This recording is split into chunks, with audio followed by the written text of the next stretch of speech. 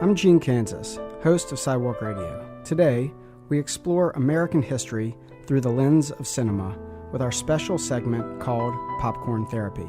It's a movie review, but since we're not film critics, we'll be talking about these characters through our own life experiences. For this session of Popcorn Therapy, we have two very special guests in the studio, and, as always, two that have particular relevance to this film.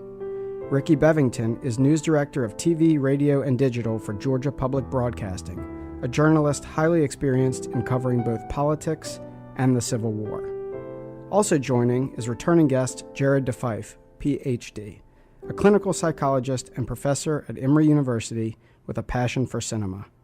Today's film, Lincoln.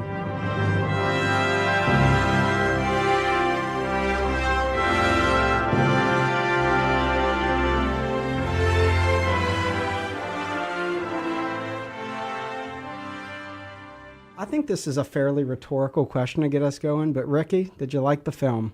Loved it. I was struck by its beauty, by its accuracy, and by the astonishing acting. Jared? I'll be honest, I was of a little bit of two minds about it. On the one hand, I think it's an incredibly important film with just some spectacular, tremendous performances. At the same time, I can kind of see some things I read in some of the critics' reviews that the script by Tony Kushner, who's a playwright, could seem maybe at sometimes a little bit theatrical, almost like it belonged more on stage than on screen, and could feel maybe a little preachy at times. But overall, I see it as a really important film with these great performances, and it has a lot of relevance for kind of the political process we're going through today. Well, yeah, and we just finished, a couple of days ago, this election. It was a 2-year deal with Obama and Romney. And I don't know about y'all, but I was on the way there thinking, am I really going to be able to sit through 2 hours of politics after 2 years of this? And it was funny because I think that Lincoln, the film, gave this renewed importance to our process and our privilege of the freedom to have our voices heard. What'd y'all think? What I liked about the film was that it wasn't politics the way that the average American experiences politics. The Romney and Obama campaign has been sound bites and platitudes and almost not politics. It's just showmanship, and it's a personality contest. It's a celebrity contest. The film Lincoln was about the day-to-day, play-by-play of how this nation chose, or its U.S. House of Representatives chose, to abolish slavery from the Constitution as the 13th Amendment. And that is an extraordinary look into not only history, but it's absolutely relevant to how decisions get made today in Congress. Jared, as a psychologist, I'm curious to know from you, or what you think about Lincoln as both the man and the president in his understanding of this relationship between his own personal and individual psyche versus the psyche of the nation. In terms of the psychology of the man and what we see in the film, particularly in his relationship with his family, the importance of, back then, how frequently parents would lose children to death, illness, war, and how much that can have an impact on a family and on a person's biography. And I think you see the Lincolns struggling with that, with the early death of their son, Willie. But there were also a number of losses early on in both Abraham Lincoln's and Mary Todd Lincoln's life. And you see them grieving in different ways. And Mary Todd's expression of grieving is sort of much more externalized, whereas Abraham Lincoln's expression is much more inward. And there's an important scene in the movie between the two of them where he has to express that to his wife. And he has to really get her to understand that I'm grieving too. Is it important in psychology, or in relationships is a better way to put it, to communicate to your partner how you're dealing with things? Absolutely. It's a key thing in relationships and couples. The handling of grieving and loss can be something very significant that often drives a lot of couples apart simply because there isn't necessarily a whole lot of communication of the differences in how it's done. I think that there was one quote from Lincoln, the president, that really embodied the message of the film, which is, "Government of the people, by the people, for the people, shall not perish from the earth." I mean, we got to see these people as people. Gene, that's a really important quote, because I think that what the elections today, what the democratic process today, as it did in the 1860s, really represents is the American democratic experience and experiment. This debating, this meanness, this getting into the tussle of politics and debating real major issues, kitchen table issues, big ideology. In the 1860s, the American democratic experiment was less than 100 years old. This wasn't a guaranteed thing. This country was not guaranteed. The entire world was thinking, I don't know if that's going to work out. And Lincoln knew this, but also realized the importance of passing the 13th Amendment and postponed a negotiated peace. That's a harder, bloodier road to take. I mean, how difficult is that as a man and a president? He gambled. He really teased out the legal arguments of every decision he made, and he admits in the film, I don't know if I broke the law, but my moral compass is telling me to suspend habeas corpus, for example. Very controversial at the time. He said, I can't negotiate peace with these people because it would be recognizing their sovereignty as another nation, and I don't believe they are another nation, so I can't negotiate a peace. I mean, we go through this today with the Geneva Convention. I would imagine there would have been a lot of internal conflict with that. You know that people are dying. And if you really have what I think Lincoln had, which was this notion of a family, of our whole country being together, the North and the South, it had to be very difficult to let that continue. To me, it really reflected what I understand Lincoln to have done, which is to have done some horse trading and to have suspended some smaller values in smaller moments in order to fulfill the larger mission of equality. Reciprocity, or the I'll scratch your back if you scratch mine. In sort of darker parlance, it's known as bribery. But it's also... No, in New Orleans, it's known as bribery.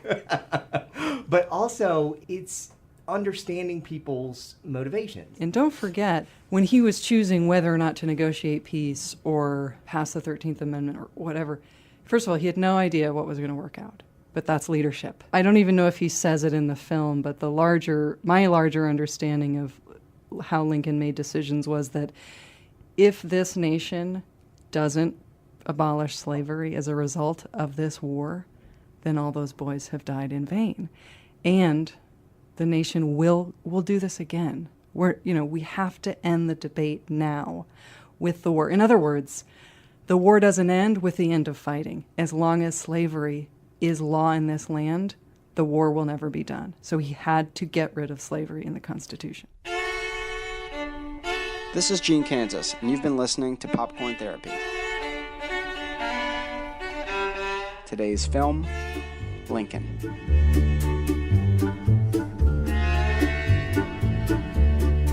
Well, let's lighten this up a bit and go for the superficial fun of the movie for a moment. Because it is a very funny movie. It's funny. There are a lot of laughs in this movie. It may surprise people to hear that. And I have to say, the whole Lincoln as storyteller, that's I don't know if everybody knows that, Lincoln was a wild storyteller. So we think of him as this very reserved introvert, someone who doesn't emote publicly. He spent years walking around the state of Illinois as a lawyer, and he would have taverns up all night, drinking and laughing in front of the fire. People would, if he was coming to town, because people didn't have lawyers back then. Lawyers had to travel around and say, who needs a lawyer? I'll help you figure out your legal troubles. And people would come knowing he was going to be at the tavern just to hear him talk. So I'm really glad that they kept that in. But and one of the stories, after seeing this movie, you will never look at a portrait of George Washington the same way again. That's true. Also on this kind of superficial side of things, just from the movie making process, I mean, these people, like Ricky, you said, down to the whisker, authentic in their representation of the historical individual they were representing. It was amazing. Well, it's a Steven Spielberg, Well, all right. But he demands the best. But truly looking at the characters, the way they held their bodies, Obviously, I have no idea how Alexander Stevens held his body, but I've looked at his picture 100,000 times. I've read descriptions of, he was very sickly. He was very, very small. So Alexander Stevens, for our audience, was a Georgia state legislator who became the vice president of the Confederacy. He's a very important figure in our history, state and national. And that's exactly what he looked like. It was crazy. It was crazy. And Jared, so we're at a movie, okay? We know they're actors, but we're not questioning that they're actors. I mean, how does that work? How do we, as the viewer, let it go to just being immersed in it? And we even know the outcome, not just for the Lincoln movie, but for really a lot of movies. Yeah, spoiler alert. Wait, what happened at the end of the Civil War? Wait. Actually, I do have a sense. Okay. The opening of the movie was very important. The opening was a Civil War battlefield scene, similar to Saving Private Ryan. You don't see much of the Civil War throughout most of the movie, but the opening scene was important. It was something to grab your attention and kind of bring you into the world of the movie real quick. And I think that was really important for getting us there. They made the film a little bit more like a documentary, but also, look, Hollywood's doing this to make money, and they know that people like it. Did y'all see the same thing, or am How I just... refreshing to know that just telling the truth is going to sell films with extraordinary actors. I mean, Daniel Day-Lewis just, I couldn't take my eyes off of him. Why do you like the Civil War so much? Do we have all day? We have 5 minutes. I like the Civil War so much. And I would love for both of you to answer this question if you're going to put me on the spot, because it really does help me understand who I am as an American today. The world that I live in, the country that I live in. I don't want to take for granted that we have racial equality and gender equality in this country. It all started in the Civil War. So for me, it helps me appreciate the freedoms that I have and the way that I define America. And I don't ever want to take this country for granted. Okay, now you both have to go. I can talk about biography and why biography is appealing to me as a psychologist, because oftentimes the story we hear or that we're told in the media or we have a sense of isn't the real story that's there.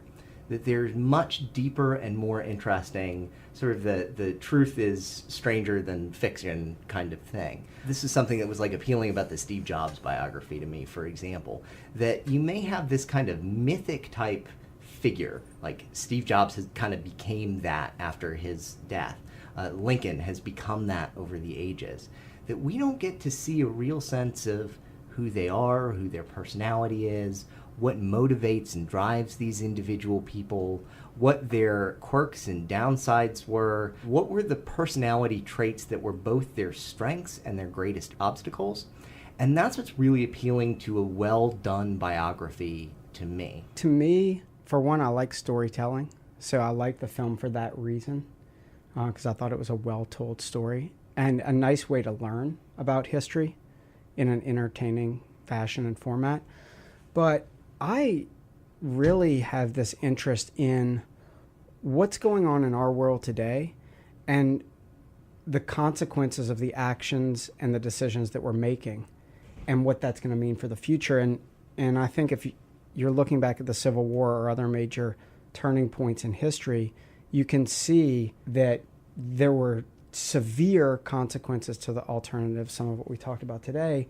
And it kind of keeps me thinking and grounds me in a way about being present today and like, what other decisions are we making now that might affect the future? And so that's the interest for me. But we're at this time in our show where we ask if you'd recommend the film. Jared? I would absolutely recommend the film. I think it's historically tremendously important. It's a sort of sweeping epic. The performances are just outstanding, and you really need to see it if just for that alone. Rickey? I absolutely recommend seeing this film because I think the more that we understand where we came from, the more we know where we're going. Well, it's got my vote. Looks like it's unanimous. Thanks, y'all. It was great. Thanks, Gene. Thank you. This is Gene Kansas, and you've been listening to Popcorn Therapy. I'd like to thank my guests today, Rickey Bevington and Jared DeFife. Lincoln opens nationally on November 16th. Go check it out and enjoy the show.